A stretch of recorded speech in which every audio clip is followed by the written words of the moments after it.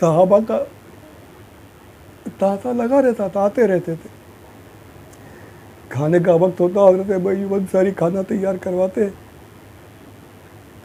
اور ایسا پلیٹ نہیں ہوتی تھی. وہ آج بھی عرب میں یہی دور ہے، تھالا پورا بڑا تھال بناتے ہیں، ساتھ میں بیٹھ کر سب ساتھ میں بیٹھ کے کھاتے ہیں.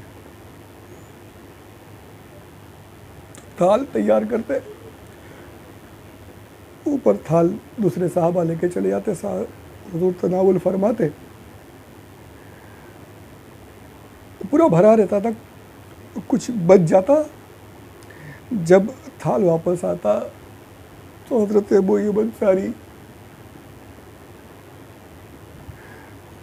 جو صحابی کھانے کا تھال لے کر واپس آ رہے ہوتے، ان سے پوچھتے، کیا پوچھتے کہ حضور نے کہاں سے کھایا ہے، حضور کی مبارک انگلیاں کس طرف لگی ہے، کھانے کے کون سے حصے میں لگی.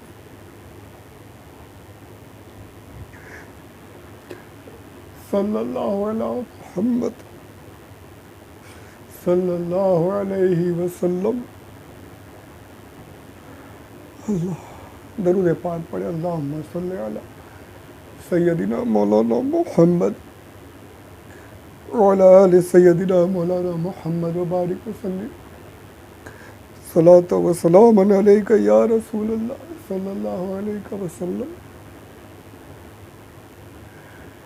پوچھتے کہ سرکار نے کہاں سے کھانا تناول فرمایا ہے. صحابہ بتاتے، جو ساتھ میں کھا رہے ہوتے، بتاتے کہ یہاں سے اس حصے سے حضور نے کھایا تھا، یہاں پر حضور کی مبارک انگلیاں لگی ہیں. تو حضرت ابو ایوب انصاری رضی اللہ تعالیٰ عنہ کے گھر والے اسی جگہ سے،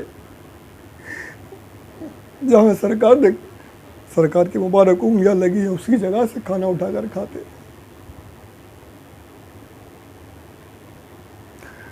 روایت میں اہل تبریک برکت حاصل کرنے کے لیے کھاتے. تصور کیجئے کیا ان کی قسمت تھی. صحابہ کی قسمت کے قربان، ہمارے ماں باپ قربان، ہماری نسلیں قربان.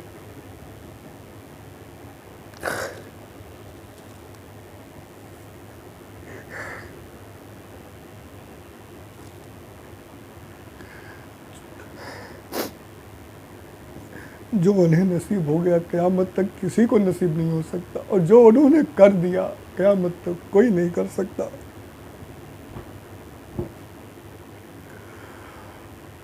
اور آج صحابہ کی گستاخیاں ہو رہی ہیں، صحابہ کو گالیاں دی جا رہی ہیں، صحابہ سے دشمنی کے دعوے کیے جا رہے ہیں، جہنمی کہا جا رہا ہے. معاذ اللہ رب العالمین. ایسوں سے دور رہیے. یہ وہ ہے کہ جن کی جنتی ہونے کی قرآن نے شہادت دی ہے، قرآن گواہی دیتا ہے ان کی جنتی ہونے کی. یہ وہ صحابہ ہیں.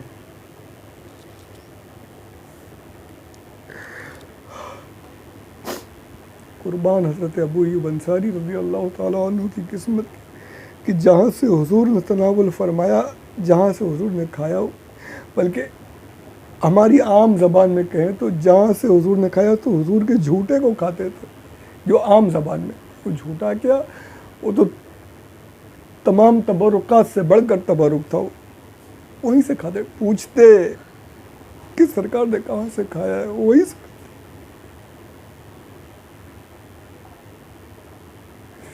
اللہ. پھر ایک دن ایسا ہوا کہ کھانا بھیجا، تھال واپس آیا. یہ چلتا رہا سلسلہ، یہ روزانہ پوچھتے اور وہیں سے کھاتے رہے. ایک دن جب تھال واپس آیا تو پوچھا صحابہ سے، جو لے گئے تھے، کہ سرکار نے کہاں سے کھایا. تو صحابہ نے فرمایا کہ حضور نے تو آج کھانا کھایا ہی نہیں، کھانے کو ہاتھ ہی نہیں لگایا. تو آپ نے غور کیا تو پتہ چلا کہ اس میں لہسن اور پیاز تھی اس کھانے میں جو پکا ہوا تھا.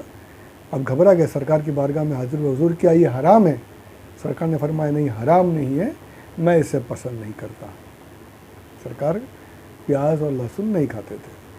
میں نے بڑی تفصیل سے پیچھے ذکر کیا ہے، میں اس طرف نہیں جاؤں گا. میں یہ حدیث بیان کرنے کا مقصد میرا کچھ اور تھا. مطلب اس میں بھی وہ بات ہے جو اس وقت ہمارا ذکر چل رہا تھا. اور پھر یہی ابو ایوب انصاری کہتے ہیں کہ حضور کے پاس وحی آتی تھی، یعنی فرشتے کبھی بھی آ سکتے تھے، اس لیے سرکار پیاز و لہسن نہیں کھاتے تھے، یعنی یا مولی بھی کہہ لیجئے نہیں کھاتے تھے جس میں منہ میں بو رہ جائے. حرام نہیں ہے، کھا سکتے ہیں، پر کھا کر مسجدوں میں جانا یا عبادتیں کرنے سے منع کیا گیا. میں نے تفصیل پیچھے بیان کی ہے. یہ حدیث پاک پوری مکمل. یہ اب پہلے ہمارے جو بھائی، میں جو پارٹس میں ڈالتا ہوں ویڈیو، تو کسی نے مجھ سے سوال بھی کیا تھا کہ آپ نے حدیث بیان کی ہے تو اس کا حوالہ نہیں دیا. تو میری عرض یہ ہے کہ میں حوالہ دیتا ہوں، آپ مکمل جو لائن سے ہے وہ سنیں گے تو ساری چیزوں میں کہیں نہ کہیں حوالہ ضرور ملے گا آپ کو. ہو سکتا ہے میں نے وہ پارٹ جو دیا اس میں حوالہ نہ بیان نہیں کیا ہو. تو اس کا حوالہ بھی میں پیش کر دوں. احادیث کی جو کتابیں ہیں بہت سی ہیں، اس میں 6 کتابوں کو بہت فوقیت حاصل ہے. یہ کہا جاتا ہے کہ یہ اس کتابوں میں حدیث پاک کی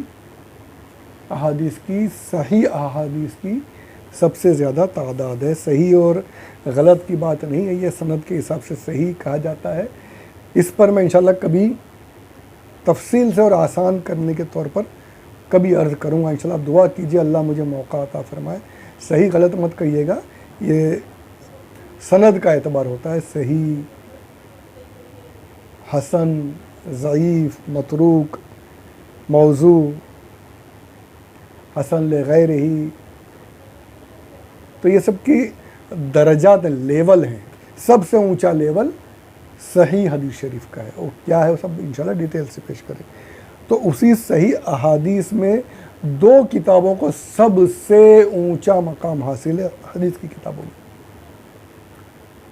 ایک تو ہے بخاری شریف، جو امام بخاری حضرت ابو عبداللہ محمد بن اسماعیل بخاری رحمۃ اللہ تعالی علیہ نے ترتیب فرمائی ہے.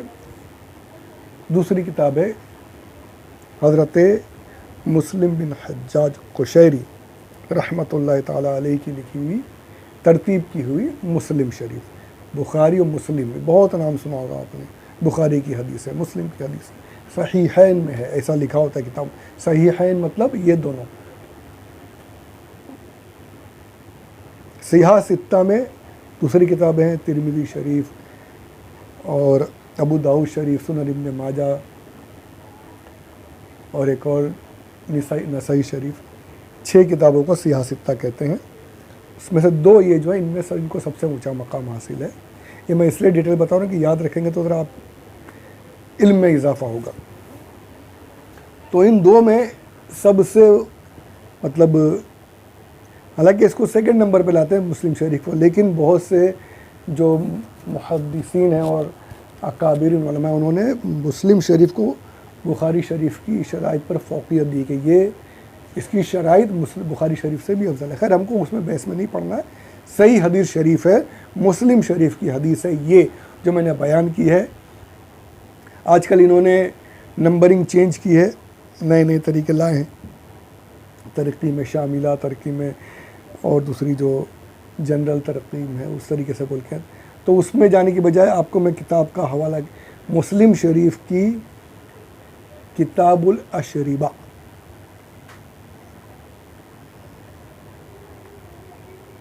صحیح مسلم کتاب الاشربہ، اس میں باب ہے باب اباحۃ اکل الثوم والبصل. مسلم شریف کتاب الاشربہ یعنی کھانے اور پینے کی چیزوں کا بیان. اس کا باب اباحۃ اکل الثوم والبصل، لہسن اور پیاز کھانے کی اباحت کا بیان. حدیث نمبر 2053 ہے اور 5356 بھی جو شاملہ ان لوگوں نے کی ہے، اس میں یہ نمبر بھی ملے گا آپ کو. آپ باب یاد رکھیے، کتاب کا نام یاد رکھیے، وہ چینج نہیں کر سکیں گے. اس میں ملے گی حدیث شریف آپ کو مسلم شریف میں، یعنی بالکل صحیح حدیث ہے. یہ حدیث پاک ہو گئی، اس کا حوالہ ہو گیا. اب میں جو عرض کرنا چاہتا ہوں، حدیث آپ نے سنی، حضور صلی اللہ علیہ وآلہ وسلم نیچے تشریف فرمائے، حضرت ابو ایوب انصاری رضی اللہ تعالیٰ عنہ اوپر چلے گئے۔ آپ کہیں بھی یہ دکھا دیجئے کہ کہیں پر بھی یہ لکھا ہو یا حضور نے بیان کیا ہو یا قرآن کی آیت ہو، یا آپ کو یہ ضرور ملے گا کہ میرے نبی کی تعظیم کرو، یہ ضرور ملے قرآن پاک میں، تعظیم کا حکم ضرور ملے۔ تعظیم کیسی کرنی ہے اس کی ڈیٹیلز بیان نہیں کی گئی۔ وہیں پر حضرت ابو ایوب انصاری رضی اللہ تعالیٰ عنہ کا یہ عمل، اور اس کے علاوہ دوسرے صحابہ کا بھی، ان کے بھی بہت سے عمل ایسے ہیں جو سرکار نے کہیں بھی نہیں فرمایا کہ یہ کرنا یا یہ نہیں کرنا، یہ نہیں ہے، لیکن صحابہ نے وہ کیا۔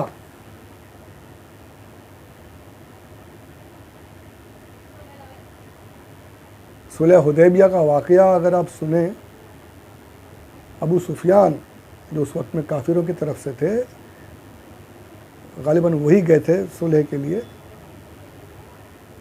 تو انہوں نے جب آ کر بیان کیا تھا کہ صلح کر لو ورنہ تمہارے خاتمہ ہے۔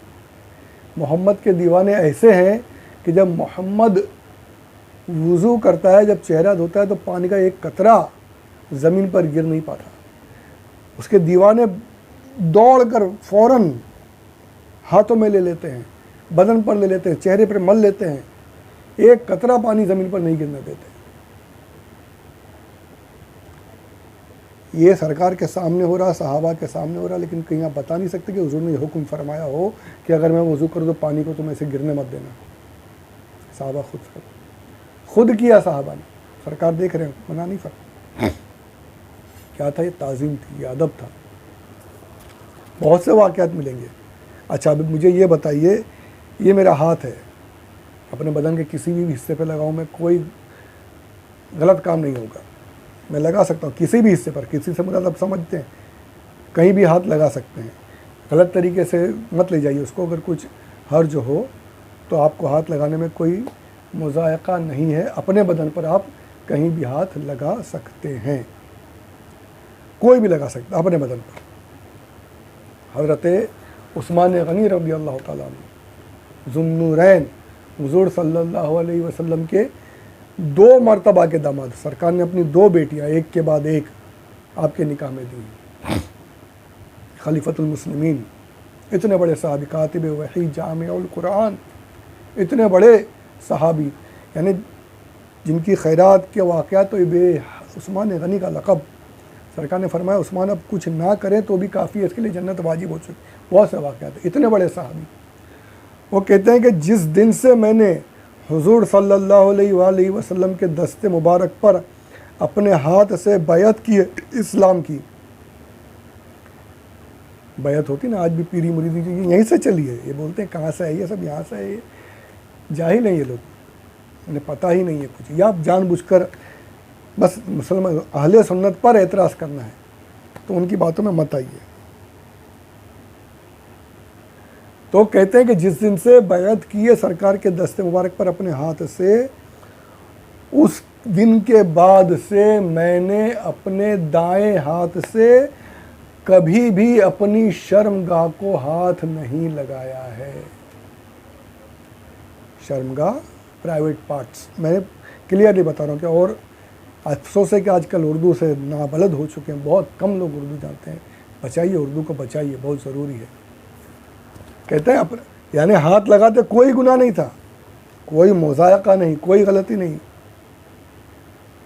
پر فرماتے جس دن سے بیعت کر لی حضور کے دست مبارک پر، تو دائیں ہاتھ سے میں نے کبھی اپنی شرمگاہ کو ہاتھ نہیں لگایا۔ یہ کیا تھا؟ یہ تعظیم تھی، ادب تھا، محبت رسول تھی کہ یہ ہاتھ حضور کے ہاتھ سے مس ہو گیا، ٹچ ہو گیا ہے، سرکار نے میرے ہاتھ کو اپنے ہاتھ میں لیا ہے، اب اس ہاتھ سے میں شرمگاہ کو ہاتھ نہیں لگاؤں گا، کبھی ہاتھ نہیں لگایا۔